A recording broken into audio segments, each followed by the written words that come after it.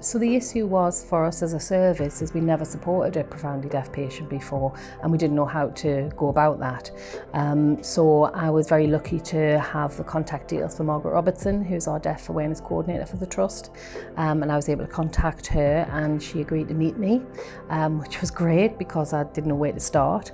And she met with me and we had conversations about how to communicate with the patient, how to make that initial contact, and also to advise me on what my expectations were when supporting and communicating with her. I was contacted by Angela Belshaw, who is Macmillan Support Services. She had a profoundly deaf patient referred from Spring Terrace Health Centre at Northumbria Primary Care, and she wanted advice on how to work with a deaf patient. So I was thrilled to bits that she'd contact me and we arranged to meet up. We discussed ways of dealing with the patient.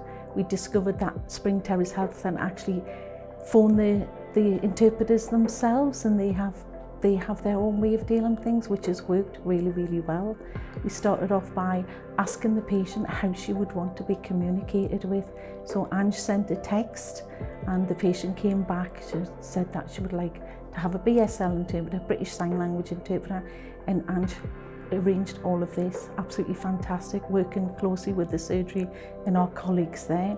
It was arranged that every appointment that Ange had, that she had the preferred interpreter that the patient wanted, and that the interpreter was booked for every appointment, and everything worked really smoothly. So in line with the Trust values, this patient received the same care as a human person, which is the way that things should be. Reflecting on the process of supporting a patient who is profoundly deaf was a complete eye-opener.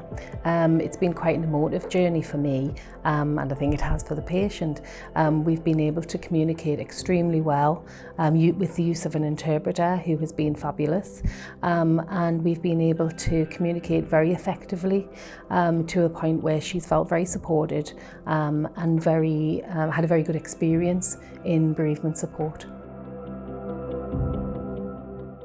Northumbria Primary Care strives to provide the best care possible for all of its patients, and working with the practices, they've been able to develop systems that make it easier to communicate with the patients for patients to get the care that they need. As a way of communicating about potential issues or challenges that patients might have, it's a fantastic way to do it in your own surgery, and we've then shared that across the 8 practices in Northumbria Primary Care.